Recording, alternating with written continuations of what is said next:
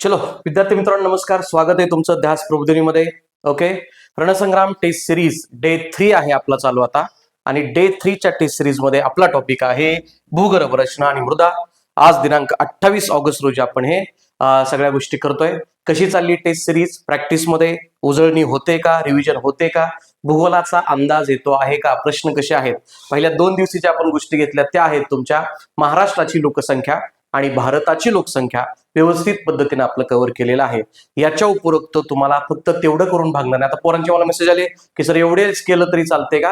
हे 50-60% पर्यंत ठीक आहे, 50% मी म्हणतो, पण कंटेंट करणं पण आपलं काम आहे. कारण कंटेंट नंतर प्रश्न आणि सराव प्रश्न आणि पीवायक्यू येतात, त्यामुळं तुम्हाला त्याचा कंटेंट व्यवस्थित पद्धतीनं बघितलं पाहिजे. आणि विद्यार्थी मित्रांसाठी मी सांगितलेलं आहे की आपलं महाराष्ट्राचा भूगोल जो की तुमच्या येणाऱ्या तलाठी AMUच्या परीक्षेमध्ये 80% जॉग्राफीचे सेक्शन कव्हर करणार आहे. म्हणजे 10 पैकी किमान 8 प्रश्न तुम्हाला याच पुस्तकात आलेले दिसतील. त्यामुळे हे पुस्तक खरेदी केलं नसेल तर नक्की खरेदी करा आणि या पद्धतीने आपल्याला पुढे जाता येत आहे. ओके, आले का रे सगळे? तोपर्यंत टेस्ट सोडवली काची? आता टेस्ट आपण आपल्या ऍप वरती टाकायला सुरुवात केलेली आहे. ऍप वरती ₹1 आपला रणसंग्राम बूस्टर सिरीज नावाचा कोर्स आहे. आणि त्या कोर्समध्ये दररोज सकाळी, म्हणजे ज्या दिवशी लेक्चर आपलं असणार आहे त्या दिवशी सकाळी 9 वाजता आपण टेस्ट अपलोड करतोय.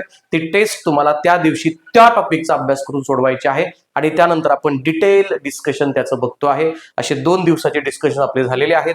मला वाटतं पहिल्यांदा आपण महाराष्ट्राची लोकसंख्या पाहिलेली आहे, त्यानंतर भारताची लोकसंख्या पाहिलेली आहे आणि आजच्या लेक्चरमध्ये आज आपण महाराष्ट्राची भूगर्भ रचना आणि मृदा या टॉपिकला हात घालणार आहोत. अत्यंत महत्वाचा, एक तर मृदेवरती एक प्रश्न येतो किंवा भूगर्भ रचनेवरती एक प्रश्न येतो आणि त्याच अनुषंगानं आजच्या लेक्चरची रचना केली आहे. मला वाटतं 5 प्रश्न मी भूगर्भ रचनेवरती आहेत आणि 5 प्रश्न मृदेवरती, आणि सोबतच कृषीचे सुद्धा 1-2 प्रश्न घेतलेले जे की येण्याची शक्यता आहे. बाकीचा फापट पसार आपण इथं फारसा घेतलेला नाही. ओके, सो त्या अँगलनं बघूयात आपण. आता आजचा पहिला प्रश्न आहे त्या अँगलनं. आले का सगळे? चला हजेरी द्या, लाईक दाबा. अजूनही आपला ध्यास प्रबोधिनीचा युट्यूब चॅनल सबस्क्राईब केला नसेल तर तुम्ही ध्यास प्रबोधिनीचा युट्यूब चॅनल सबस्क्राईब करा. आपल्या ऍप वरती आपण टेस्ट अपलोड करतोय, ते ऍप ध्यास प्रबोधिनी हे तुम्ही डाउनलोड केलेलं असेल आणि तुमच्या विद्यार्थी मित्रांपर्यंत नक्की पोहोचवा. तुम्हाला जर टीचिंग आणि ही टेस्ट आवडत असेल तर या पद्धतीने आपण सगळ्या गोष्टी व्यवस्थित बघणार आहोत. सो आपला डे 3 28 ऑगस्ट आपला आजचा महाराष्ट्र भूगर्भ रचना आणि मृदेमधला पहिला प्रश्न आहे. महाराष्ट्र पठाराचा बहुतांशी भाग डॅश डॅश खडकानं व्यापलेला आहे. बोला. आयोगाचा हक्काचा प्रश्न, आयोगाचा नेहमी येणारा प्रश्न, आणि याचं उत्तर सगळ्या गावाचं पाठ असणार आहे, त्याच्याबद्दल काहीच अडचण नाही. आणि उत्तर काय आलं तुमचं? बेसॉल्ट. महाराष्ट्र पठाराचा बहुतांशी भाग कुठे व्यापलाय? बेसॉल्ट खडकानं व्यापलाय. याच्याबद्दल अडचण आहे. आता बेसॉल्ट उत्तर आलं, पण बेसॉल्टच्या मागं आणि पुढं लई सारे प्रश्न तयार होतात आणि म्हणून हा प्रश्न टाकलेला आहे, हे लक्षात ठेवायचं. महाराष्ट्राचा प्राकृतिक भूगोल आपला नंतर होणार आहे, पण महाराष्ट्राच्या प्राकृतिक भूगोलामध्ये आपण जर बघितलं तर 3 महत्वाचे भाग आहेत. हा तुमचा सह्याद्री पर्वत, इकडच्या साईडला जो चिंचोळा भाग आहे त्याला आपण कोकण म्हणतो. हा सह्याद्री पर्वत आहे तुमचा दुसरा किंवा पश्चिम घाट. आणि तिसरं जे शिल्लक राहतं that is nothing but your महाराष्ट्राचं पठार. आणि महाराष्ट्राचं पठार कधी तयार झालं किंवा कसं तयार झालं, आता मी रेग्युलर लेक्चरला स्टोरीज सांगतो तशी स्टोरी आहे. आता तुम्हाला फार काही कळली नाही तरी पण त्यातला गर्भ किंवा गाभा किंवा क्रक्स लक्षात घ्या. जुन्या काळी अल्फ्रेड वॅगनर नावाचा एक ज्या वेळेला भूगर्भशास्त्रज्ञ किंवा आपला जॉग्राफर होता, त्याने असं सांगितलं की जुन्या काळी पॅन्जिया आणि पॅन्थाल्सा नावाचे 2 भाग होते. पॅन्जिया म्हणजे जमिनीचा भाग, पॅन्थाल्सा म्हणजे पाण्याचा भाग. आणि हे सगळ्यामध्ये जगातले आता जे अस्तित्वात असणारे 7 खंड आहेत, या 7 खंडापैकी खालचा तुमचा दक्षिण अमेरिका, नंतर तुमचा आफ्रिका, मादागास्कर, त्यानंतर तुमचा अंटार्क्टिका, भारताचा दक्षिण भाग, भारताची खालची कापणी म्हणजे भारत ज्यावेळेला आपला असा आहे त्यावेळेला हा भारताचा खालचा भाग, आणि इकडच्या साईडला ऑस्ट्रेलिया, हे सगळे एकत्र गप्पा मारत बसले होते. नंतरच्या काळामध्ये काही भूगर्भ रचनेच्या प्रक्रिया झाल्या आणि भूकंपामुळे याच्यामुळे हा भाग एकमेकांपासून तुटला आणि भारताची ही जी खालची कापणी आहे ती अगदी अंटार्क्टिकाच्या जवळ होती. ती अंटार्क्टिकापासून ती कापणी आपल्या वरच्या साईडला गेली आणि आत्ताचा जो आपला वरचा भाग दिसतो या वरच्या भागाला खालची कापणी जाऊन धडकली. आता ही प्रोसेस काय एका दिवसात होणार आहे का? अत्यंत मोठा पृष्ठभाग आहे, त्यामुळे त्याला वरच्या साईडला जायला खूप सारा कालावधी लागला.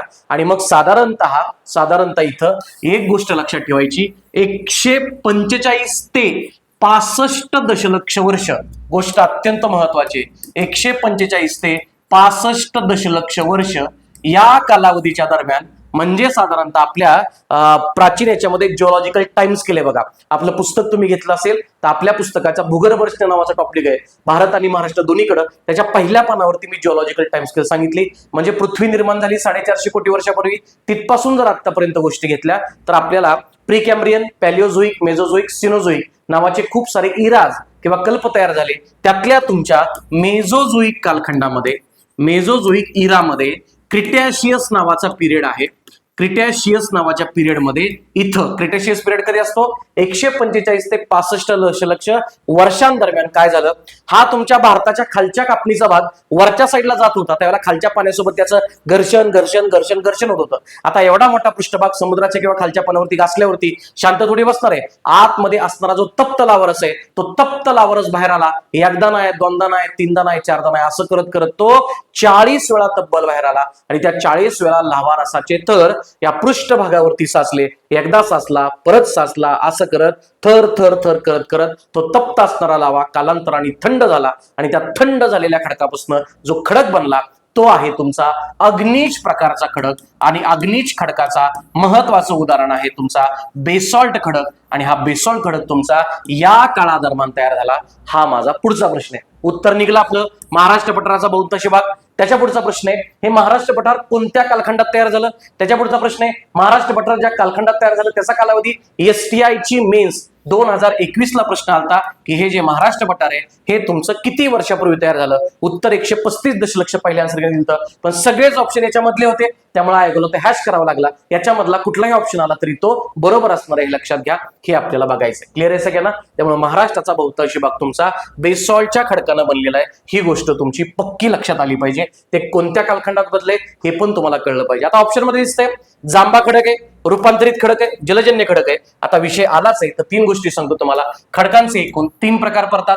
पहिला असतो तुमचा अग्नीज प्रकारचा खडक, दुसरा असतो तुमचा स्तरित प्रकारचा खडक, त्या स्तरित खडकाचं दुसरं नाव आहे तुमचं जलजन्य प्रकारचा खडक, आणि तिसरा आहे तुमचा रूपांतरित प्रकारचा खडक.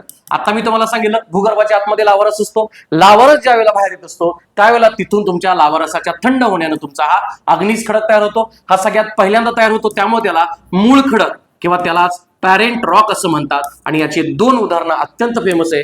एक उदाहरण आहे तुमचं ग्रॅनाइट आणि दुसरं आहे तुमचं बेसॉल्ट. हा बेसॉल्ट जो असतो आणि ग्रॅनाइट असतो. ग्रॅनाइट मधला आलेला लावारस जो आहे तो अत्यंत घट्ट असतो त्यामुळे तो जास्त उंचीचे कोन तयार करतो. आणि हा अत्यंत पातळ असतो त्यामुळे सपाट पृष्ठभागावरती पसरतो आणि पसरल्यामुळं आपल्याकडे तयार झालेलं आहे महाराष्ट्राचं पठार. त्यामुळे हा पातळ असतो लावारस बेसॉल्ट मधला. ही गोष्ट लक्षात घ्या. हा जो बेसॉल्ट खडक आहे तो अत्यंत काळा कुळकुळीत आहे. मला सांगा आता हा महाराष्ट्र पठारावरती बेसॉल्ट सापडतो. बेसॉल्ट खडकाची झीज झाली की त्यातनं काळाच पदार्थ राहणार. महाराष्ट्राच्या पठारावरती सापडते काळी कापसाची माती. काळ्या खडकापासून तयार झालेली माती कशी पाहिजे, खाण तशी माती या मातीप्रमाणे काळीच पाहिजे. आणि म्हणून इथं बेसॉल्ट हा काळा खडक आहे, म्हणून माती सुद्धा कशी काळ्या खडक कापसाची माती. आता कळलं का, सगळा रिलिव्हन्स एकत्र आहे. आणि म्हणून तर मी हा चॅप्टर एकत्र घेतलाय. भूगर्भ रचनेचा मृदेशी अत्यंत दाट संबंध आहे. नंतर काय झालं, असा जर महाराष्ट्र आपण बघितला तर या मधल्या पठारावरती तुमचा बेसॉल्टचा खडक आहे. इथं कोकणामध्ये पाऊस जास्त आहे आणि विदर्भामध्ये सुद्धा निश्चित स्वरूपाचा पाऊस आहे. ते हवामान बघताना तुम्हाला साधारणतः कळेलच. आता या सगळ्या गोष्टी झाल्यावरती विषय असा झाला की इथं तुम्हाला या भागामध्ये या बेसॉल्ट खडकावरती रासायनिक विदारणाची प्रक्रिया झाली आणि इथं तुमचा जांभा खडक तयार झाला. ऑप्शन मधला पहिला खडक. त्यामुळे जांभ्या खडकाची जांभी माती तुम्हाला दक्षिण कोकणामध्ये सापडते आणि तांबडी माती तुम्हाला इकडे विदर्भात सापडते, पूर्व विदर्भात किंवा उत्तर कोकणामध्ये सापडते. तर हे एक आपल्याला लक्षात घ्यायचंय. पुढे रिलिव्हन्स आला की तो आपण सांगू. सो हा अग्नीज खडकाचा प्रकार आहे बेसॉल्ट, लक्षात घ्या. स्तरित खडकाचा आपल्यासाठी उपयोगाचे 2 प्रकार सांगतो तुम्हाला. एक असतंय चुनखडी आणि दुसरा असतोय तुमचा दगडी कोळसा. त्यामुळे दगडी कोळसा कुठं आला तर तो स्तरित खडकाचा प्रकार असणार आहे. रूपांतरित मध्ये खूप सारे प्रकार असतात, ते काय हे सगळं राज्यसभेचे बरं का, हे काय तुम्हाला येत नाही, पण जस्ट आलं तर आता सांगून टाकलं, त्या अँगलने लक्षात घ्यायचं आहे. ऑल गुड, क्लिअर आहे सगळ्यांना. आता अजून एक महत्वाचं, या अग्निजन्य खडकामध्ये जीवाश्म नसतात. जीवाश्म म्हणजे जीवावशेष ते नसतात, कारण हा तप्त असतो. लावरस एकदम तप्त, बाई त्यात जायचं बोट घालायचं डायरेक्ट वाफ, त्यामुळे त्या लावरसाच्या कोणी नादाला लागायचं नाही. तिथं जीवाश्म नसतात, इथं मात्र जीवाश्म असतात. हे एक लक्षात घ्यायचं. हे सगळं राज्यसेवेचं आहे, पण स्टील आलाय संदर्भ तर आपल्याला ते बघितलं पाहिजे. सो आताच्या आपल्या प्रश्नाचं उत्तर महाराष्ट्र पठाराचा भाग हा बेसॉल्ट खडकानं व्यापलाय. महाराष्ट्राच्या टोटल भागापैकी बघा 80 ते 90% भाग महाराष्ट्र पठाराने व्यापलाय. हे सुद्धा विचारतात. एक्झॅक्टली बघायला गेलं तर ते 81.3%, पण आयोगानं 80 पण बरोबर दिले, आयोगानं 90 पण बरोबर दिले. त्यामुळे 80 ते 90% मधला सगळा भाग तुमचा महाराष्ट्र पठाराने व्यापलाय. कळलं का रे जनता? लाईक करा, शेअर करा. आहेत का सगळे? ओके, चला थंब द्या मस्तपैकी. त्यानंतर पुढचा प्रश्न आहे तुमचा हाच आहे. खडक कळला बेसॉल्ट की खडकापासून तयार झाली. जिओलॉजिकल टाइम स्केल मध्ये खडक प्रणाली दिसते बघा. इथं दिली खडक प्रणाली आणि खडक प्रणालीचा आढळ असणारे जिल्हे एकच कंटेंट आहे. ही जी स्लाइड दिसते ती आतापर्यंत आयोगाच्या PYQ मध्ये 9 वेळा रिपीट झाली. त्यामुळे मला याच्यावरचा प्रश्न दुसरा काढताच आला नाही. हाच प्रश्न आहे तुमचा आणि ह्या दिसतात त्या तुमच्या खडक प्रणाली आहेत. ओके, काय उत्तर आलं मग तुमचं? कसं केलेलं आहे तुम्ही तुमच्या लेवलला सांगा मला आता. मग तुम्ही लावला असेल बघा, विंध्यला चंद्रपूर आहे, गोंडवानाला गडचिरोली लावला असेल, धारवाडला भंडारा लावला असेल, आरकेंना सावंतवाडी वेंगुर्ला. आता हे कसं लक्षात ठेवायचं पोरांना कळत नाही. उत्तर आलं तुमचं, त्याच्याबद्दल मला वाद नाही. हे लक्षात कसं ठेवायचं त्यासाठी आजचं लेक्चर अत्यंत महत्वाचं आहे. महाराष्ट्रामध्ये जर खडक प्रणाली घेतली तर खडक प्रणालीमधल्या 6 प्रणाली तुमच्यासाठी अत्यंत महत्वाच्या.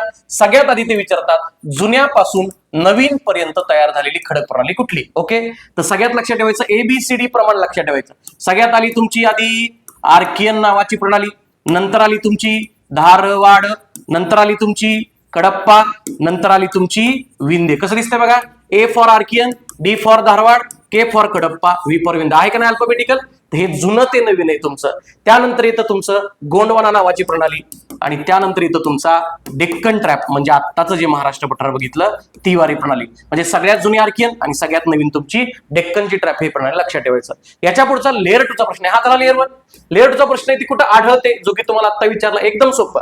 आर्कियन प्रणाली ज्या वेळेला महाराष्ट्रामध्ये पहिल्यांदा आली त्यावेळेला कुठं राहायचं त्यांच्यावर बंधन होतं, कुठेही राहतील. So they have chosen Vidarbha. त्यांनी काय चूज केला? विदर्भ. आता सगळ्याच गोष्टी विदर्भाला मिळल्या तर तुमचा कोकण जो आहे तो रडायला लागला. म्हणजे नाही नाही आम्हाला पाहिजे. मग विदर्भ म्हणला रडू नको बाळा, तुला पण देऊन टाकते. आता रडू नको बाळा हे कोण म्हणलं? सिंधुदुर्ग म्हणलं. त्यामुळे इथं विदर्भ तर येतोच, विदर्भाच्या सोबतच तुमचा सिंधुदुर्ग नावाचा जिल्हा आहे. इथं सुद्धा ही तुमची आर्कियन प्रणाली सापडते. आता विदर्भामध्ये कुठलं तुमचं? विदर्भामध्ये तुमचा नागपूर आहे, भंडारा आहे, गोंदिया, गडचिरोली या भागात तुमच्या सिंधुदुर्गमध्ये ही प्रणाली सापडते. हे कायम लक्षात ठेवायचं. नंतर येईल धारवाड. म्हणलं पाठ कराय पोरांना अवघड नको. ते म्हणले धारवाड बघत असताना असा जिल्हा द्या, धारवाडमध्ये ड आहे तसा असा जिल्हा द्या ज्याच्या नावातच ड आहे. आता धारवाड मध्ये ड आला तर इथे एक जिल्हा आहे ज्याच्या नावात ड आहे, तो आला भंडारा. आता भंडारा आला छोटूसा जिल्हा. भंडारा आल्यावरती त्याच्या शेजारी त्याचा मोठा भाव म्हणून कोण येणार? नागपूर. आता विषय असा झाला परत सगळं विदर्भाला गेलं. रुसलं कोण? रुसलं परत कोकण आणि म्हणून आपण संधी कोणाला दिली? पुन्हा सिंधुदुर्गला. तर हे कंपल्सरी एका स्लाइडवरती एक प्रश्न मला एक्सपेक्टेडच आहे, करून ठेवायचा आहे. त्यानंतर आला कडप्पा. म्हणले अजून शब्द करू. ड फॉर भंडारा देऊन टाकला. म्हणला क फॉर कडपूर. जिल्हा बघा क वाला, क फॉर कडप्पा आणि क फॉर कोल्हापूर. आता कोल्हापूर बी एकटा येणार नाही. कोल्हापूरच्या शेजारचा जिल्हा घेतला त्यांनी परत सिंधुदुर्ग. आता विषय असा झाला मगाशी 2 वेळा सिंधुदुर्ग रडला होता, आता लागला विदर्भ रडाय. म्हणले सगळं कोकणाला नको आम्हाला द्या. त्यातल्या त्यात पूर्व विदर्भ म्हणजे नागपूरचा प्रशासकीय विभाग त्याला मिळलंय सगळं. अमरावती म्हणला मी पण विदर्भ आहे मला पाहिजे. त्यात परत भांडणं झाली, मोठा भाऊ छोटा भाऊ. त्या अमरावती मधला सगळ्यात मोठा भाऊ यवतमाळ म्हणला तुमच्या आधी आपला नंबर आहे कारण आपण मोठा आहे. इथं येतो तुमचा यवतमाळ. क्लिअर आहे सगळ्यांना? सो कडप्पा तुमचा यामध्ये आणि तुमचा यवतमाळ सापडतो. आता विषय असा झाला म्हणले पाठ करायला हिचं अवघड झालं. पण ते म्हणले सिंपल. विंध्य कुठं सापडायचा? माझ्या नावामध्ये अनुस्वार आहे तर असा एखादा जिल्हा शोधा ज्याच्या नावामध्ये अनुस्वार दिसतंय. विंध्य आलं तर विंध्यच्या सोबत कोण दिसतंय? तुमचा चंद्रपूर. हे लक्षात ठेवायचं. आता विषय असा आहे चंद्रपूर सोबत सिंधुदुर्ग पण आहे, मग दोन्हीकडे सापडायचं का? मग त्यांची म्हणली टाय. हे बघ पहिल्या मध्ये मी सिंधुदुर्ग आहे, दुसऱ्यात बी सिंधुदुर्ग आहे, तिसऱ्यात बी सिंधुदुर्ग आहे. सारखी काही तुझी खाऊपिंड आहे का? म्हणून त्याला नाही घेतला. विंध्य एकटा सापडतो फक्त चंद्रपूरमध्ये. आता त्यानंतर हे गोंडवाना आहे. गोंडवाना मेन सापडतो तुमचा चंद्रपूरमध्ये. चंद्रपूरच्या जवळ तुमचा गडचिरोली आहे कारण गोंडवान्यामध्ये आपल्याकडला सगळ्यात मोठा दगडी कोळसा बी असतो बरं का, हे लक्षात ठेवायचं. ही तुमच्यासाठी अत्यंत महत्वाची गोष्ट आहे. आणि त्यानंतर डेक्कन ट्रॅप आहे आणि डेक्कन ट्रॅप राहिलेलं तुमचं म्हणजे विदर्भ. आता बघा ना हे सगळं विदर्भ नाही तर कोकणात आहे त्यामुळे तो डेक्कन ट्रॅप म्हणतो. विदर्भ आणि कोकण हे 2 सोडून उर्वरित महाराष्ट्र जो आहे तो उर्वरित महाराष्ट्र माझा भाई ओके मध्ये झालं. याच्या पलीकडे तुमचा महाराष्ट्राच्या खडक प्रणालीवरती प्रश्न येत नाही. जिल्हे आणि आढळ हा तुमचा लेअर 2चा प्रश्न. याच्यात अजून डीप मध्ये जायला म्हणलं तर लेअर 3 आहे. कुठल्या प्रणालीमध्ये कुठली खनिजं सापडतात, कुठल्या प्रणालीमध्ये कुठली श्रेणी असते, इथपर्यंत आयोग प्रश्न विचारतं. सो त्या गोष्टी आहेत. पण आता इतकं डीप मध्ये आपल्याला इथं जायला नको. प्रश्नांच्या अनुषंगाने आपण गोष्टी व्यवस्थित बघू. कळल्या का? मग आता सोडवा बरं, किती सोपं आहे. आता सोडवा. कसं काज लावली मी? विंध्य अनुस्वार चंद्रपूर. विसरत नाही तुम्ही कधीच. इतक्या भारी पद्धतीने आपण लेक्चर मध्ये सुद्धा घेतो. डिटेल लेक्चर मध्ये तर अजून विस्तृत पद्धतीने आपण गमतीशीर पद्धतीने त्या गोष्टी सांगतोय. विंध्य चंद्रपूर. गोंडवाना कुठं आला? गडचिरोली. त्यामुळे ड ला किती आलं तुमचं? 1. क ला 4, ड ला 1. इथपर्यंत आलं बाई. 2 ऑप्शन आहेत. पेपर सीटर मीच आहे. किचकट केलाय प्रश्न. धारवाड भंडारा त्यामुळे ब ला 2, ब ला 2, माझं उत्तर निघलं पर्याय क्रमांक 1. कळ्या करे कोणाकोणाचं बरोबर आलंय थंब द्या, लाईक करा. जमतंय का जनता? व्यवस्थित पद्धतीनं आजचे 10 प्रश्न अशाच पद्धतीनं पेपरात रिफ्लेक्ट होणार हे लक्षात घ्या. आणि ज्याला अजून उत्सुकतेने या सगळ्या गोष्टी करायच्या त्यासाठी आपली सह्याद्री गट ब आणि क च्या पूर्व आणि मुख्यसाठीची असणारी संपूर्ण भूगोलाची इंटिग्रेटेड बॅच आपल्या ध्यास प्रबोधिनीच्या ॲपवरती ऑलरेडी अपलोड आहे. सगळ्या गोष्टी रिसेंटली रेकॉर्डेड बॅच आहे, त्यामुळे ती तुम्ही करू शकता. ऑल गुड, क्लिअर सगळे? So the next is your पुढचा प्रश्न तिसरा. महाराष्ट्रामध्ये पश्चिमेकडून पूर्वेकडे जाताना बेसॉल्ट खडकाच्या जाडी, आता बघा मगाशी काय बघितलं आपण, महाराष्ट्र पठारावरती आढळणारा खडक. चला आता हे महत्वाचं आहे. इथं तुमचा सह्याद्री पर्वत आहे. सह्याद्री सुद्धा ज्वालामुखीच्या उद्रेकातूनच तयार झालेला पर्वत आहे. आता हे लक्षात घ्यायचं, याची डिटेल माहिती आपण महाराष्ट्र प्राकृतिक मध्ये सुद्धा प्रश्न येणार आहे. आता हा जो बेसॉल्ट आहे, या बेसॉल्ट खडकाची जाडी इथं सह्याद्रीच्या इथं अत्यंत जास्त आहे आणि विदर्भाच्या भागाला कमी कमी होत जाते. म्हणजे इकडून याची जाडी कमी होत जाते. तर मला सांगा आता ही पूर्वेकडून पश्चिमेकडे त्याची जाडी कशी होणार आहे? वाढत जाणार आहे. इव्हन असं म्हणतात की या सह्याद्रीच्या इथं याची डेप्थ किंवा जाडी जवळपास 2200 मीटरच्या आसपास आहे. त्यामुळं हा ऍज इट इज प्रश्न येऊ शकतो, ते लक्षात ठेवायचं. पूर्वेकडून पश्चिमेकडे बेसॉल्टच्या खडकाची जाडी जी आहे ती वाढत वाढत वाढत जाणार आहे. कोयशक ऑल गुड जनता? सो या पद्धतीने तुम्हाला कळलं पाहिजे. उत्तर आहे, जमत असेल तर देत चला. तिथं जे काय सोडवलंय ते लाईक करा, शेअर करा, सबस्क्राईब पण करा, त्याला विसरू नका. All good. उसके बाद क्वेश्चन नंबर 4 आला का? आता खडक प्रणाली संपली. आता मृदेवरचा प्रश्न आहे. वाचा बरं काय दिलंय. काळ्या मातीच्या संदर्भामध्ये खालील विधानं तपासा असं दिलंय. पहिलं दिलंय बेसॉल्ट खडकाच्या विदर्भात मृदेची निर्मिती झाली. हे म्हणून सांगतो की तुमचं बेसिक्स क्लिअर पाहिजे. मी याचा रिलिव्हन्स कुठं दिला? पहिला प्रश्न जो आपण एक्सप्लेन केला तिथं म्हणलं ना, बेसॉल्टचा खडक काळा कुळकुळीत, त्या काळ्या कुळकुळीत खडकाची झीज झाली की त्यातनं काळी माती तयार झाली. आणि का काळी माती, त्या काळ्या मातीलाच आपण रेगूर म्हणजे काळी कापसाची माती म्हणतो. बरोबर आहे, याच्यामध्ये काय अडचण नाही. या मृदेमध्ये पाणी धरून ठेवण्याची क्षमता अधिक असल्याने अत्यंत सुपीक आहे. हे लेकरांनो, लहानपणी सगळ्यांनी प्रयोग केलाय. लहानपणी आपण पहिलीच्या आधी जायच्या आधी भांडी कुंडी खेळायचो बघा सगळेजण एकत्र. त्या भांड्या कुंडीमध्ये आपण त्या चिखलाचं पळपूड बेलणं सगळं बनवायचं. मला सांगा, त्या चिखलाचं पळपूड बेलणं बनवायला किंवा शाळेमध्ये फळं वगैरे करून न्यायचो आपण, त्याला कसली माती वापरायचो? वाळूची माती वापरायचो का बारकी बारकी काळी माती वापरायचो? त्याला आपण काळी काळी काळी माती वापरायचो. काय करायचो? ती काळी माती आणायची बारकी बारकी, त्याच्यामध्ये पाणी टाकायचं, ते चिकट होईपर्यंत, त्याला आकार होईपर्यंत पाणी ठेवायचा. अरे लेकरा, तुला बालवाडीत माहित होतं की काळ्या मातीमध्ये पाणी टाकलं की ती पाणी धरून ठेवण्याची क्षमता जास्त असते. याला इंग्लिशमध्ये आपण म्हणतोय वॉटर होल्डिंग कॅपॅसिटी. आले का?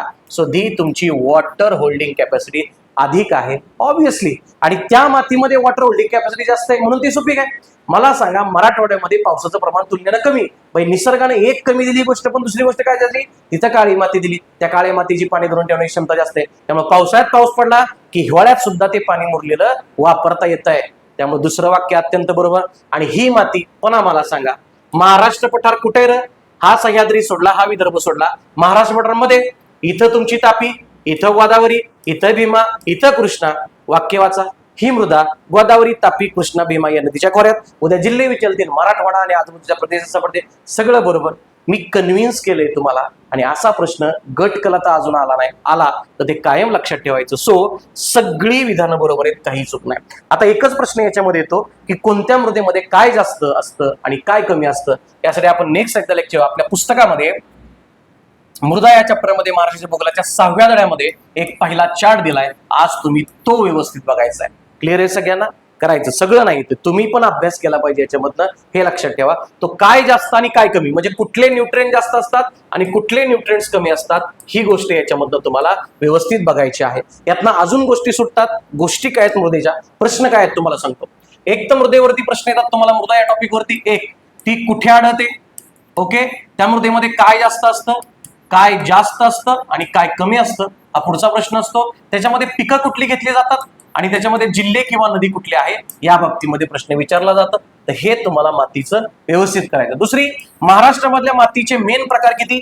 तर महाराष्ट्रातल्या मातीचे 6 प्रकार आहेत. आता हे प्रकार कुणी दिले याच्यावरती कंबाईनची पूर्व परीक्षा 2021 ला प्रश्न आलाय. हे जे प्रकार दिले ते 2 व्यक्तींनी दिले, हे पाठ करायचं. डॉक्टर शिरूर आणि डॉक्टर बसू यांनी 1938 मध्ये महाराष्ट्राच्या मातीचे 6 प्रकार केले. आता महाराष्ट्राच्या मातीचे 6 प्रकार केलेत, तसे भारताच्या मातीचे पण प्रकार आहेत. आजचे प्रश्न सोडवल्यावर तुम्हाला कळलं असेल की 8वा की 9वा एक प्रश्न मी टाकलेला आहे की तिथं ICAR न भारताच्या मातीचे किती प्रकार केलेत. हे शिरूर आणि बसूंनी महाराष्ट्राच्या मातीचे 6 प्रकार केले. तशी ICAR नावाची संस्था आहे, Indian council of agriculture research, यांनी भारताच्या मातीचे 8 प्रकार केलेत. हा प्रश्न आलेला आहे, याच्यावरचं प्रेडिक्शन हे जे की तुम्हाला मी आजच्या रणसंग्राम टेस्ट सिरीजला टाकले. कळले का? उगच नाही फ्री मध्ये आहे म्हणजे क्वालिटी नाही असं नसतंय. प्रत्येक प्रश्न अत्यंत विचार करून मी स्वतः डिझाईन करतोय, हे लक्षात घ्या. कळतंय सगळ्यांना? सो कसंही असलं तरी अभ्यास होणं अत्यंत गरजेचं आहे आणि तो मोठो आहे आपला ध्यास प्रबोधिनीचा, हे लक्षात घ्या. कसंही लेक्चर असलं म्हणजे 1600 रुपयाच्या बॅचमध्ये जी माझी तळमळ असते आणि इथं तुम्हाला असलं तरी शिकवताना त्या टॉपिकचा क्रक्स तुम्हाला जमला पाहिजे, हा माझा मूळ उद्देश आहे. आणि आता बघा लिमिटेशन्स आहेत की एवढ्या 10 प्रश्नांमध्ये सगळा टॉपिक कव्हर होणार नाही. 10 प्रश्नांमध्ये 30 ते 40% टॉपिक कव्हर होतोय, उरलेला 50-60% टॉपिक कव्हर करायला तुम्हाला पुस्तक वाचावं लागेल, बॅच बघावं लागेल, त्या पद्धतीनं गोष्टी कराव्या लागणार आहेत. पण हे अशा पद्धतीनं त्याची लाईनअप आहे, अशा पद्धतीनं आयोगाचे प्रश्न येतात, हे आपल्याला इथं व्यवस्थित लक्षात घ्यायचं. All good.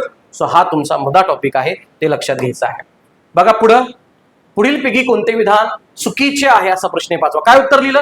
बोला बोला बोला. पहिलं विधान, पाचगणी येथे सापडणारा जांबा दगड हा बेसॉल्टच्या रासिक विदारणापासून तयार झालेला आहे. बोला खरंय का? काय उत्तर? वाक्य बरोबर आहे का सांगा मला, बाकीचं बघू आपण. पाचगणी येथे सापडणारा जांबा दगड बेसॉल्टच्या रासायनिक विदारणापासून तयार झाला. आता मेन गोष्ट लक्षात घ्या, हा संबंध जो महाराष्ट्र होता, या संबंध महाराष्ट्रामध्ये लावाराचा उद्रेक झाला, त्यामुळे सगळीकडेच तुमचा बेसॉल्टचा खडक होता. मुद्दा काय झाला माहितीये का? इथं तुमचा दक्षिण कोकण आणि इकडचा विदर्भाच्या भागात, या दक्षिण कोकणामध्ये पर्टिक्युलरली पावसाचं प्रमाण जे आहे ते अत्यंत जास्त आहे, त्यामुळे या बेसॉल्टच्या खडकाचं विदारण झालं. मला सांगा, पाणी, वॉटरला आपण युनिव्हर्सल सॉल्व्हंट म्हणतो, त्यामुळे ते युनिव्हर्सल सॉल्व्हंट मध्ये तो खडक विरघळला आणि प्रमुख खडकाचा दुय्यम खडक झाला आणि त्या दुय्यम खडकाचं नाव बनलं तुमचं जांभा दगड. जिथं जिथं पावसाचं प्रमाण जास्त आहे तिथं तिथं जांभा दगड असतो. पाचगणीला पावसाचं प्रमाण जास्त आहे, त्यामुळे तिथं जांभा दगड सापडतो. हा लेअर 1चा आहे. आणि तो जांभा दगड कसा तयार झाला? तर तो बेसाल्टच्या रासायनिक विदारणापासून तयार झाला. आता याच्या पुढची गोष्ट सांगतो तुम्हाला. तांबडी माती एक माहित आहे, जांभ्या दगडापासून जांभे माती तयार होते. तांबडी माती जी असते ती तांबडी माती बेसॉल्टच्या कायिक विदारणापासून तयार झाली आहे. हे फिजिकल किंवा मेकॅनिकल डिसइंटिग्रेशन आहे, हे केमिकल डिसइंटिग्रेशन आहे. कारण तुलनेनं जांभ्या दगडाच्या प्रदेशामध्ये पाऊस जास्त असतो, इथं थोडा कमी असतो. काय काय हे लक्षात ठेवायचं. पुढचं, जांभ्या दगडामध्ये किंवा जांभ्या मातीमध्ये हे पाठच करायचं. लाल माती, ती लाल, ही तांबड्या असो नाही तर जांभे असो, इथं त्यांना लाल कलर जो आहे हा लाल कलर तुमच्या आयन मुळे मिळालेला आहे, लक्षात ठेवा. त्यामुळे या मातीमध्ये तुमचं आयन आणि अल्युमिनियम जास्त असतं, हे अत्यंत महत्वाचं आहे. पुढं, बेसॉल्ट खडक हा पूर्व विदर्भ आणि कोकण सोडून सगळीकडे सापडतो. ऑब्व्हियसली आपण ते मागच्या पहिल्या प्रश्नामध्येच बघितलंय, बरोबर ना? मला सांगा, हा महाराष्ट्र पठार घेतला तर इथं महाराष्ट्र पठारावरती बेसॉल्टचा खडक आहे, इकडं कोकणामध्ये नाही आणि विदर्भामध्ये पण आहे. कारण विदर्भामध्ये तांबडी माती आणि कोकणामध्ये जांभी आणि तांबडी माती, त्यामुळे तिथं बेसॉल्ट सापडणार. अरे 3 वाक्य बरोबर, म्हणजे त्यानुसार उत्तर माझं 4थं झालं पाहिजे. 4थं विधान बघा, बेसॉल्ट खडकापासून तयार झालेली जमीन ही सछिद्र असते. सछिद्राला इंग्लिशमध्ये आपण पोरस म्हणतो, म्हणजे त्याच्यामध्ये पाणी टाकल्यानंतर ते एका लेअर मधून दुसऱ्या लेअर मध्ये जाते नाही. विदर्भामध्ये मराठवाड्यामध्ये दुष्काळ आहे, काळ्या कापसाच्या मातीमध्ये पाणी धरून ठेवण्याची क्षमता आहे, पण ती पोरस आहे का? तर ती पोरस नाहीये, कारण आतमध्ये पाणी जास्त खालच्या लेअरमध्ये जात नाही आणि त्यामुळं तिकडं पाण्याचा वॉटर टेबल जो आहे तो अत्यंत खाली. ती जमीन सछिद्र नाही तर ती जमीन अच्छिद्र आहे, हे लक्षात ठेवा. हा PYQ आहे आणि मुद्दाम टाकलाय. ही जमीन तुमची अच्छिद्र प्रकारची असते, त्यामुळं 4थं विधान चूक आहे. किती जणांचं बरोबर आलं बोला? किती जणांची उत्तर 4 आलं बरोबर? थंब द्या कमेंट्स मध्ये. किती जणांचं बरोबर आलं? हा किचकट प्रश्न होता, किचकट टाकला होता, पण यातनं टॉपिक्स आपले खूप सारे कव्हर होत आहेत, हे आपल्याला इथं लक्षात घ्यायचं आहे. कळ्या क्या जनता? समजतंय का रे? सो या अँगलने आहे तुमचं उत्तर आलं पर्याय क्रमांक 4. एक लक्षात घ्या लेकरा हो, टॉपिकला डेप्थ असते. आपल्या पुस्तकामध्ये भूगर्भ रचनेचा टॉपिक मी 2 पानात दिलाय आणि ऍग्रिकल्चरचा टॉपिक 5 पानात दिलाय, तरी सुद्धा त्यातनं कंटेंट कव्हर होतो, कारण त्याला कन्सेप्टची जोड आहे. आपल्या बॅचच्या लेकरांना विचारा रेग्युलरवाल्या की ते कन्सेप्ट किती चांगल्या पद्धतीने घेतली जाते. कारण भरमसाठ 800 पानाचं पुस्तक असलं काय, 200 पानाचं पुस्तक असलं काय, तुम्ही किती अंडरस्टँड करता कन्सेप्च्युअली ती महत्वाची आहे. पाठांतर लागतं महाराष्ट्र भूगोलाला, सत्य आहे का? तर सत्य, पण किती %? 50 to 60%. 30 to 40% त्याला अंडरस्टँडिंग आणि कन्सेप्ट क्लॅरिटी लागते, हेही तितकंच खरं आहे या अँगलने तुमचं. आणि म्हणूनच मी नेहमी सांगत असतो की आपल्या या भूगोलाच्या अभ्यासासाठी आपली 2 पुस्तकं वन स्टॉप सोल्युशन आहेत. अगदी 150 पानांचं असणार आपलं महाराष्ट्राचा भूगोल म्हणजे जी स्टॉप महाराष्ट्राची दुसरी आवृत्ती मार्केटमध्ये सर्वत्र उपलब्ध आहे, आणि भारताच्या भूगोलाची 4थी आवृत्ती ग्रीन कलर मधली हे एक लक्षात घ्या. तर ही आवृत्ती सुद्धा उपलब्ध आहे. तर ही दोन्ही करा. तुम्हाला येणाऱ्या सगळ्या परीक्षांसाठी महाराष्ट्र आणि भारताच्या भूगोलासाठी वन स्टॉप सोल्युशन आहे. मला सांगायला खूप आनंद आणि समाधान आहे, याच्या बाहेरचे प्रश्न गेलेले नाहीत. मागच्या 4 वर्षामध्ये आपलं हे सगळ्यात आधी माझं पहिलं पुस्तक आहे. 2022-23 ला आपण आणलेलं होतं. याच्या आपण 4 आवृत्त्या काढल्या आणि 5वी आवृत्ती दिवाळी नंतर येणार आहे. सध्या 4थीच आवृत्ती सगळीकडे चालू आहे. इतके सारे प्रश्न, इतका साऱ्या प्रतिसाद आहेत. जवळपास 25,000 पेक्षा जास्त विद्यार्थ्यांकडे हे पुस्तक आहे, आणि याला सुद्धा ही दुसरी आवृत्ती खूप चांगला प्रतिसाद आहे. त्यामुळं भरमसाठ करण्यापेक्षा प्रिसाइज करायचं आणि चांगलं करायचं आणि मार्क घेऊन बाजूला व्हायचं, एवढं लक्षात ठेवायचं आपल्याला. सो ही दोन्ही पुस्तकं अवश्य वापरा. अधिक माहितीसाठी तुम्ही आई बुक सेंटर किंवा महाराष्ट्रातल्या पुण्यामध्ये एबीसी मध्ये किंवा सगळीकडेच बुक स्टोअरला अवेलेबल आहे. नसेल तर आपल्या अकॅडमीच्या नंबरवरती कॉन्टॅक्ट करा. तुम्हाला ऑनलाईन मागवायचं असेल महाराष्ट्रामध्ये तर त्याची लिंक दिली जाईल. ओके. त्यानंतर पुढे प्रश्न क्रमांक आपला आहे आता 6 नंबरचा. भाई मी म्हणलं होतं ना, शेतीवरचे पण काय प्रश्न टाकलेत, कारण मृदेसोबत कृषी पण कव्हर झाला पाहिजे. हा आयोगाचा ना, याला मी म्हणतो हा आयोगाचा हक्काचा प्रश्न, पण इतका सोपा प्रश्न आहे की हा सगळ्यांनाच आउट ऑफ मार्क देतो. त्यामुळे हा तुमचा कधी मेरिट डिसाईड करत नाही. पण याच्याकडे पण दुर्लक्ष करायला नको. काही लेकर आमची हा पण प्रश्न चुकतात. विविध प्रकारच्या क्रांत्या भारतामध्ये 16 ते 17 क्रांत्या आहेत, आणि त्या व्यवस्थित पाठ केलं. क्रांत्या म्हणजे त्यामध्ये कोणतं पीक आहे किंवा कोणता घटक आहे याच्या कलरवरनं त्या क्रांतीला नाव दिलं. इतकं सोपं आहे तुमचं. मग सोडवायचा प्रश्न. धवल क्रांती म्हणजे पांढरी क्रांती. पांढरी क्रांती कशाला असेल? दुधासाठी. त्यामुळे अला किती लागलं तुमचं? अला तुमचं लागलं 4. प्रश्नाचं उत्तर सोपं झालं. सुवर्ण क्रांती, फळ. आंबा बघा कसा दिसतो, सोन्यासारखा गोल्डन, त्यामुळे ती फळांसाठी आहे. त्यामुळे बला किती लागलं तुमचं? 3. उत्तर माझं इथंच निघलेलं आहे. त्यानंतर लाल क्रांती, टमाटर. हा टमाटर लाल लाल बघितलं ना, ती गुलाबी साडी वगैरे तसलं नाही बरं का, हे टोमॅटो. त्यामुळे कला तुमचं 2 लागतंय. आणि नील क्रांती, मला सांगा आता, समुद्रात मासा सापडतो, समुद्राचं पाणी निळं असतं, ती मत्स्य क्रांती. इतकाच सोपा प्रश्न आहे, हे लक्षात ठेवायचं. उत्तर तुमचं निघलं. आता हा झाला लेअर 1. उद्या काय विचारतील माहितीये का? ही धवल क्रांती कधी सुरू झाली? धवल क्रांती 1970च्या दशकात सुरू झाली, आणि धवल क्रांतीचे फादर किंवा प्रणेते आपल्याकडे आहेत वर्गीस कुरियन. हा लेअर 2चा प्रश्न. करके रखो. त्यानंतर आपल्याकडे हरित क्रांती झाली. हरित क्रांती सोपी म्हणून मुद्दाम टाकले नाही.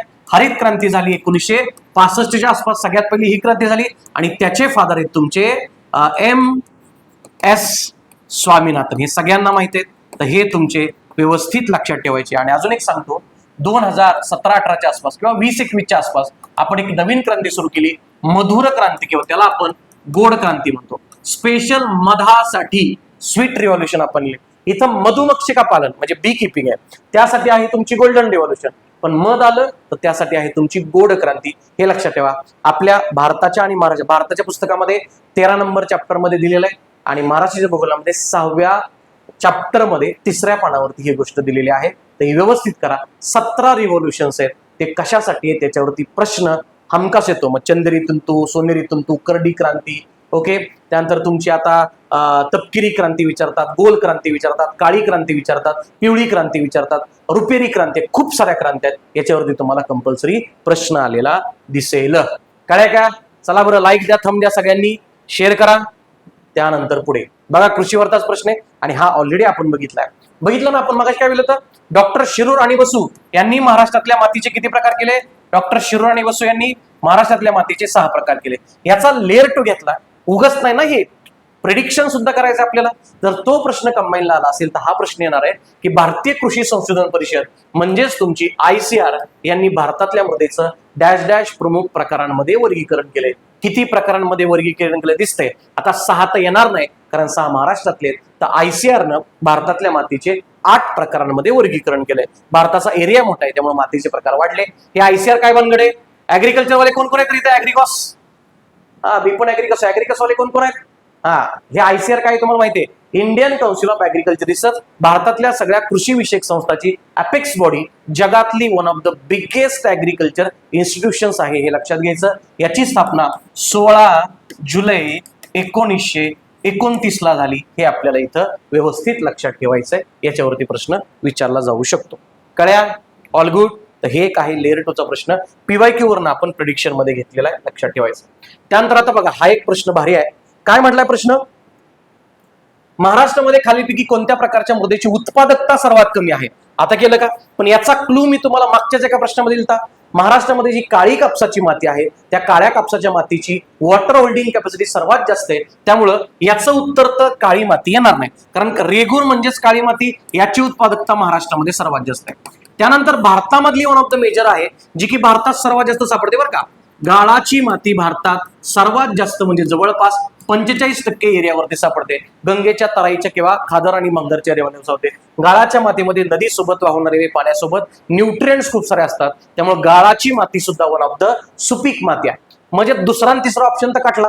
काय लिहिलं लेकरा हो? एक लिहिलं का चार लिहिलं? दुसरं आणि तिसरं लिहिलं असेल तर लिहायचं तिथं वेड्या. हा एकदम सोपा प्रश्न चुकला. लिहा तिथं वेड्या. एवढा सोपा चुकत असेल तर अवघड आहे. मग जांभी आणि तांबडी, आता काय लिहायचं? आता तुम्हाला मुद्दाम या दोन्हीचं कंपॅरिझन सांगतो. मग अशा आपण बघितलं जांभ्या मातीमध्ये आयन आणि अल्युमिनियम असतं, तांबड्या मातीमध्ये सुद्धा आयन आणि अल्युमिनियम असतं. आता विषय असा आहे, इथं पावसाचं प्रमाण जास्त आहे त्यामुळे याचं रासायनिक विधारण झालं आपण मगाशी बघितलं, आणि इथं याचं कायिक विधारण झालं. आता कम्पेअर करायला गेलं तर जांभी माती ही तुलनेनं दुय्यम प्रकारची असते आणि दुय्यम प्रकारमध्ये फळबागा सोडून बाकी कुठली सुपीक पिके येत नाही. तांबड्या मातीमध्ये तरी बऱ्यापैकी तांदूळ वगैरे सारखं पिकं हे मोठ्या प्रमाणामध्ये येतं. त्यामुळे जर आपण कॅटेगरी वाईज लक्षात घेतली तर सर्वात कमी उत्पादकता असणारी माती तुमची जांभी, त्यानंतर थोडी जास्त उत्पादकता तुमची तांबडी माती. महाराष्ट्राचा विचार केला तर काळी कापसाची माती सुपीक आहे आणि भारताचा विचार केला तर गाळाची माती सर्वात जास्त सुपीक आहे. हे एवढं जर असं लक्षात ठेवा, महत्वाचं आहे बरं. याच्यावरती क्रॉस क्वेश्चनिंग तुम्हाला बऱ्यापैकी केलं जाईल. त्यामुळं हा आणि सोप्पा कॅटेगरी तुम्ही रेगुलर गाळाची लिहिले तर चुकीला माफी नाही, कळते का? बाकी लिहिलं इथं चालू शकतं मला 50-50. तर या अँगलनी गोष्टी आहेत त्या आपल्याला लक्षात घ्यायचा. ऑल गुड करे जनता, समजतंय का? मस्त पैकी. काय अडचण आहे का? ओके, लाईक करा, थंब करा. काय अडचण असेल तर बिंदासपणे कमेंट सेक्शन मध्ये विचारू शकता. आपण तुमच्या प्रश्नांची उत्तरं मस्तपैकी देणार आहोत. काय अडचण असेल तर आपला नंबर इथं दिलेला आहे 9595951217. त्याच्यावरती तुम्ही कॉन्टॅक्ट करू शकता. बघा बरं, 9 नंबरचा प्रश्न. फुले यशोदा, फुले माऊली, फुले चित्रा, फुले वसुंधरा, फुले स्वाती या महाराष्ट्रातील डॅश पिकाच्या प्रजाती. का घेतलं मी? कारण गट क पूर्व परीक्षा 2025 11 जानेवारी 2026 ला झालेल्या पेपरमध्ये फुले यशोदा या व्हरायटीचा उल्लेख आहे आणि याच्यामध्ये कृषीचे मुद्दाम 2-3 प्रश्न मी घेतले. फुले यशोदा कशाची? तिथे दिलते की फुले यशोदा ही गहू पिकाची व्हरायटी, आणि उत्तर चूक होतं कारण फुले यशोदा गावाची नाहीये. त्यामुळे डायरेक्ट माझं उत्तर कट झालेलं आहे. ऍग्रिकॉस द्या उत्तर द्यायचं. फुले यशोदा, फुले माऊली, फुले चित्रा, फुले वसुंधरा. मास्टर बाकीचाच कंटेंट किती पाठ करायचा? आता काय गव्हाच्या, ज्वारीच्या, तांदळाच्या, बाजाराच्या सगळ्याच्या व्हरायटी पाठ करायच्या? कशाला पाठ करायच्या? मास्टर आहे ना इथं. मस्तपैकी व्हरायटी आपण पाठ करून घेणार. याला एक ट्रिक आहे, याला एक लॉजिक आहे. जुना जो तुमचा ऑब्जेक्टिव्ह पॅटर्न होता, मी स्वतः ऍग्रिकॉस आहे आणि आपला मेन पहिला हक्काचा विषय जिओग्राफीच्या आधी होता ऍग्रिकल्चर. त्या ऍग्रिकल्चर बॅचच्या 6 वर्षाच्या पोरांना विचारा. 13 बॅचेस आपण घेतल्या जवळपास ऑफलाईन. त्या लेकरांच्या व्हरायटीज कधीही विसरलेल्या नाहीत. ओके, हे लक्षात घ्यायचं. आपण त्यात कसं पाठ केलं? ह्याला कुठलीही व्हरायटी काढताना मला सांगा, समजा मी एखाद्या व्हरायटीचा शोध लावला तर माझी पहिली टेंडन्सी काय? तर माझ्या रिलेटेड त्याला नाव द्यायचा प्रयत्न करणार. समजा महात्मा फुले कृषी विद्यापीठाने शोधून काढली तर नावामध्ये फुले शब्द येणार आहे तुमचा. मी शोधून काढली तर माझ्या आईचं, बहिणीचं, लेकीचं वगैरे असं नाव मी त्याला व्हरायटीला देणार आहे. किंवा समजा काहीच नसेल तर ते पीक दिसतं कसं आहे, कसं त्याचा कलर कसा आहे असं त्याला नाव असेल. असे 3-4 कॅटेगरी करायच्या आणि त्याच्यावरनं त्या पिकाचं नाव तुम्हाला देता येते. आता हा प्रश्न जाऊ द्या, आधी आपण इथं जाऊ. ओके, मला सांगा गहू घेऊ आपण. पहिला गहू कसा दिसतो? पिवळट तुमचा सोन्यासारखा कलर आहे. गव्हाच्या व्हरायटीचं नाव आहे सोनोरा, सोनालिका. बघा सोनोरा, सोनालिका, सोन्यासारखं दिसतं. सो गव्हाच्या व्हरायटीचं नाव आहे सोनोरा, सोनालिका. या भारतामध्ये वापरल्या जातात, हे लक्षात घ्यायचं. पण महाराष्ट्रामध्ये वापरले जाणारे आपल्याला विचारतात तर गव्हाचं संशोधन केंद्र आपल्याकडे महाराष्ट्रामध्ये आहे निफाडला. महाबळेश्वरला पण आहे, ते जाऊ द्या. निफाड कुठे येतं तुमचं? नाशिक मध्ये येतं. आता सांगू का गंमत? गव्हाच्या व्हरायटीची नावं. गव्हाची व्हरायटी आहे पंचवटी, तपोवन, त्र्यंबक, निफाड. अरे भाई कुठून आलं? नाशिक मध्ये गोदावरी नदी आहे, त्याच्यावरनं पंचवटी, तपोवन, त्र्यंबक, निफाड या सगळ्या व्हरायटी गव्हाच्या. लागतोय का रिलिव्हन्स? कारण गव्हाचं संशोधन केंद्र आहे निफाडला आणि निफाडवरनं नाशिक आलं आणि नाशिकवरून नाव. असंच लक्षात ठेवायचं, कळतंय का? आवडला असेल तर थंब द्या, कमेंट करा मस्तपैकी. हा आपला ब्रँड आहे, हे कुणीही सांगणार नाही तुम्हाला मार्केटमध्ये, हे लक्षात घ्यायचं. उसके बाद आएगी आपकी ज्वारी. आता मला सांगा, ज्वारी जोंधळ म्हणतो आपण याला ग्रामीण भाषेत. सोलापूरवाले आहेत का इथं? सोलापूरकर, तुमच्याकडे ज्वारी पिकती का? तुमच्याकडे ज्वारी पिकत असेल तर मला सांगा, काळी कुळकुळ्यात मातीमध्ये तुमचं जोंधळ पिकतं, काळ्या आईमध्ये, काळ्या मातीला आपण काळी आई म्हणतो, त्या काळ्या आईमध्ये आपण ज्वारी घेतो. आता काळी आई आहे तर सगळी नावं कशी असतात तुमची? लेकीची किंवा काळ्या आईची नावं असतात. नावं कशी? यशोदा, चित्रा, सुचित्रा, माऊली, वसुंधरा, स्वाती, उत्तरा, रोहिणी. आली की सगळे आईची नावं. तर हे सगळं जे दिसतंय सो ही तुमची आहे ज्वारीची व्हरायटी. कळतंय सगळ्यांना? उसके बाद अब आएगा बाजरी का नंबर. बाजरीचा आपला ब्रँड आहे. महाराष्ट्रामध्ये बाजरीचं सर्वात जास्त उत्पादन अहिल्यानगर जिल्ह्यामध्ये होतं. कुठला जिल्हा होतो? अहिल्यानगर. मेरे को बोलो, शिर्डी के साईबाबा किधर आहे? शिर्डी में. शिर्डी कुठल्या जिल्ह्यात येते? अहिल्यानगर. मला सांगा, अहिल्यानगरला शिर्डीकडे जाताना साईबाबांच्या इथं श्रद्धा, सबुरी, शांतीनं जायचं. अरे भाई, श्रद्धा, सबुरी, शांती या बाजरीच्या व्हरायटी आहेत. कुठल्या? श्रद्धा, सबुरी, शांती. अजून सांगतो, आदिशक्ती आणि धनशक्ती या तुमच्या बाजरीच्या. कळलंय का आता? म्हणून म्हणतो हा टॉपिक किंवा असे बरेच टॉपिक आपल्या ट्रिक आहेत त्या आपल्या जायला आपण ते बेस्ट पद्धतीने घेत असतो. जुन्या बॅचच्या विद्यार्थ्यांना तुम्ही विचारू शकता. हे बाजरीच्या. तर राहिला तुमचा तांदूळ. तांदूळ दिसतो कसा? गहू जसा सोन्यासारखा दिसला, हा तुमचा चंदेरी दिसतो. व्हरायटीचं नाव आहे तांदळाच्या चंदेरी. अजून तुम्हाला सांगतो, हे जास्त पिकाच्या किंवा पावसाच्या प्रमाणामध्ये येतं, सह्याद्रीच्या खोऱ्यामध्ये येतो, म्हणून व्हरायटीचं नाव आहे सह्याद्री. तुम्हाला जो चिकट चिकट भात आवडतो, आळणी भात, त्याला तुम्ही म्हणता इंद्रायणी. अजून एक तुमचा आहे आंबे मोहर नावाचा. असे खूप साऱ्या व्हरायटी आहेत तुमच्या या तांदळाच्या. अजून मला सांगा, जसं इथं फुले आलं म्हणजे महात्मा फुले, तसं IR या नावानं सुरू होणाऱ्या व्हरायटी तुमच्या तांदळाच्या. कारण इंटरनॅशनल राईस रिसर्च इन्स्टिट्यूट म्हणजे त्यातला IR आला. हे IRच्या व्हरायटी सगळ्या तांदळाच्या आहेत, हे लक्षात घ्यायचं. अशा आपल्या पुस्तकामध्ये सगळ्या इव्हन फळ पिकांच्या सुद्धा व्हरायटी दिलेल्या आहेत, हे लक्षात घ्या. बॅच मध्ये सगळी पिकं डिटेल घेतली आहेत, त्याच्या ट्रिक्स, त्याच्या लॉजिक जे आहेत आपण ते सांगितले, ते लक्षात घ्या. अशा पद्धतीने तुम्हाला करावं लागेल. आवडलं असेल तर लाईक करा आणि कमेंट्स तुम्ही तर करू शकता. आणि आजचा आपला दिनांक 28 ऑगस्टचा आजचा शेवटचा प्रश्न आहे जनता, सोडवलाय का? काय प्रश्न आहे? सिंपल याचं अनालिसिस करून प्रश्न घेतलाय. कारण असा प्रश्न कंबाईन प्रिलिम 22, कंबाईन प्रिलिम 23 आणि 24 तीनही वर्ष आलेला आहे गडबला. काय बघा, महाराष्ट्रातील शेती क्षेत्राच्या समस्या. मागच्या वर्षी मला वाटतं 23ला प्रश्न शेतीच्या भांडवलीकरणावरती आणि व्यापारीकरणावरती आलता. असा प्रश्न येतो. 23च्या राज्यसभेला कापसाच्या उत्पादकतेवरती प्रश्न आला. त्यामुळे हे महत्वाचं आहे. महाराष्ट्रातल्या शेती क्षेत्राच्या समस्या तुम्हीच सांगा, हे वाचूच नका. तुम्हाला माहिती आहे काय? एक तर पाऊस पडत नाही म्हणजे हवामानाची अनिश्चितता, पिकाला भाव मिळत नाही म्हणजे काय झालं? दलाली आणि व्यापारीकरण, हे सगळ्या गोष्टी तिथे तुमच्या आल्या. प्लस काय, तुमची जमीन सुपीक नाही, जमीन नापीक होत चालली. अजून एक महत्वाची समस्या आपल्याकडं, एक पीक पद्धती म्हणजे मोनोक्रॉपिंग. मराठवाड्यातल्या शेतकऱ्यांनी सोयाबीन आणि कापूसच घ्यावं, हे काय कुठे लिहून ठेवलंय का? पश्चिम महाराष्ट्रातल्या शेतकऱ्यांनी ऊसच घ्यावा, काही कुठे लिहून ठेवलंय का? सांगलीच्या खोऱ्यातल्या किंवा कृष्णेच्या खोऱ्यातल्या माणसांनी ऊस आणि हळदच घ्यावी कोणी लिहून ठेवलंय का? नागपूरच्या माणसांनी संत्रीच घ्यावी लिहून ठेवले का? नाही. पण आमच्याकडे परंपरेने चालत तरी आम्ही 30 पीक घेणार. अरे भाई, त्या मातीला सवय झाली, त्या रोगांना सुद्धा सवय झाली की या मातीमध्ये संत्री येतं, त्यामुळे संत्रीवरचे रोग तिकडे वाढले. त्यामुळे एक पीक पद्धतीची बंद करा आणि मल्टिपल क्रॉपिंगची पद्धत आली पाहिजे. एक पीक पद्धती सुद्धा आपल्याकडली समस्या. बघा, जमिनीचं तुकडीकरण. लगा, तुमच्या आजोबाला जमीन होती 50 एकर, तुमच्या आजोबाला होती 4 लेकर, त्यामुळे त्या 50 एकरातली 12.5 एकर 4 एकरांना गेली. ओके. त्यानंतर तुमच्या पप्पाला आले 3 भाग, तुमच्या पप्पाला आली 12.5 एकर, तुमच्या पप्पाला पुन्हा 2 लेकर, तुम्ही तुमचा भाव, त्यांना आली 6 एकर, उद्या तुम्हाला 2 लेकर झाली, त्यांना आली 3 एकर. असं करत करत करत जमिनीचं तुकडीकरण झालं. मोठी जमीन छोटी जमीन झाला ना परत. त्यामुळे तुकडीकरण ही आपल्याकडली जमिनीची किंवा शेतीची सर्वात मोठी समस्या आहे. नवीन तंत्रज्ञान. अरे नवीन तंत्रज्ञान पाहिजे आहे ना. पाटाचं जुळजुळ पाणी, ते तुम्हाला आधी आपली माती आपली माणसं नावाचा कार्यक्रम लागायचा सह्याद्रीला, ते नकोय. पाटाच्या पाण्यानं पाण्याचं बाष्पीभवन होतं आणि पिकाला पाणी मिळत नाही, इफिशियन्सी कमी. त्यामुळं ठिबक आणि तुषार सिंचन आला पाहिजे. त्यामुळे नवीन तंत्रज्ञान नाही तर काय पाहिजे होतं? जुनं तंत्रज्ञान. ही समस्या नवीन नाही, हे बाजूला काढायचं. पुढं अपुरं भांडवल, शेतकरी कर्जबाबडा, शेतकरी आत्महत्या, कर्जमाफी आपल्याकडे आली. आतापर्यंत महाराष्ट्र सरकारनं 3 कर्जमाफी केल्या. एकदा नाव सांगा बरं. पहिलं महात्मा ज्योतिबा फुले कर्जमाफी योजना, छत्रपती शिवाजी महाराज शेतकरी सन्मान योजना, बरोबर ना? महात्मा ज्योतिबा फुले, छत्रपती शिवाजी महाराज. आणि यावर्षी जी होणार आहे आपली चालू आहे आता कर्जमाफी, नावांची यादी येईल बघा 2-4 दिवसात आता. तर ते आहे तुमचं राणी अहिल्याबाई होळकर कर्जमाफी योजना. अशा 3 योजना महाराष्ट्र सरकारने आणल्या. त्यामुळं अपुरं भांडवल आहे. आणि हे तर काय बाबा, ह्याच्याबद्दल बोलायलाच नको.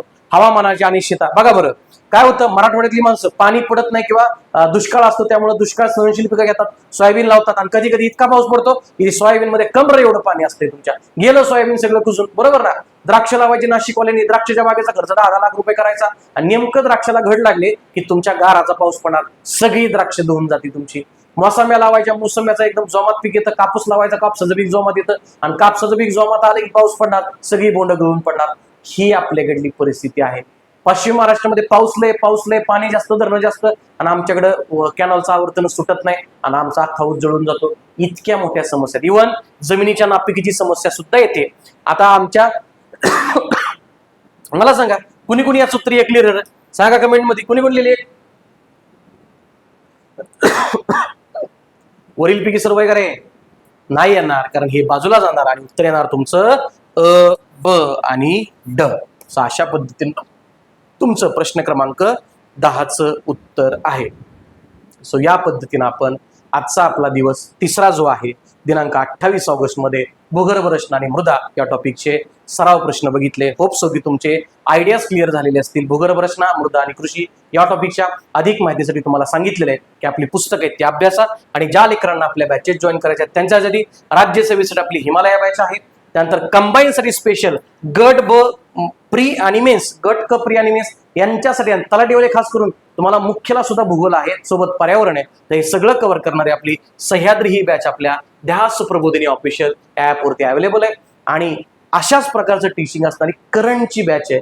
करंट मध्ये तुम्हाला आउट ऑफ मार्क मिळवून देण्यासाठी करंट 365 ही आपली बॅच सुद्धा आपल्या ऍपवरती अवेलेबल आहे. मागच्या आयोगाच्या ट्रेंडनुसार 3 वर्षांचे प्रश्न आपण जवळपास याच्यामधनं कव्हर करतोय. सो ही बॅच सुद्धा तुम्ही जॉईन करू शकता. आता तुम्ही बघितलं असेल की आज आपल्या ऍपवरती आपण 10% डिस्काउंट ऑलरेडी दिला आहे, सगळ्या विद्यार्थ्यांना माहित आहे. त्यामुळे 28 ऑगस्टला आपली 10% ऑफ आहेच, आणि तुमच्या आग्रहास्तव आपण ही ऑफर जी आहे ती उद्या सुद्धा 29 ऑगस्टला तशीच ठेवणार आहोत, हे लक्षात घ्या. त्यामुळं विद्यार्थ्यांनी ही बॅच नक्की जॉईन करा, तुम्हाला सगळ्यांना नक्की फायदा होणार आहे, आणि तुमच्या विद्यार्थ्यांना सुद्धा सांगा. भेटूयात पुढच्या सिरीजमध्ये. मला वाटतं पुढची सिरीजमध्ये आपलं नदी प्रणाली असणार आहे महाराष्ट्राची. सो भेटूयात परवा. आपण साधारणतः 28 ते 30 तारखेला आपण भेटणार आहोत. त्या अँगलने आपण छानपैकी तयारी करा, छानपैकी अभ्यास करा. PDF अपलोड केलेली आहे ऍपवरती, सोडवूनच लेक्चर बघायला या. जे विद्यार्थी नंतर लेक्चर बघतायत, जेव्हापासून बघायला सुरुवात केली त्या टॉपिकचा अभ्यास करून बघा, आणि तुमच्या विद्यार्थी मित्रांपर्यंत सोबत सांगा. अजूनही जॉईन केलं नसेल, सबस्क्राईब केलं नसेल तर ध्यास प्रबोधिनीचं युट्यूब चॅनल नक्की सबस्क्राईब करा. अभ्यास करायचा आहे आपल्याला. All the very best. Thank you very much. Clear आहे सगळ्यांना? चला.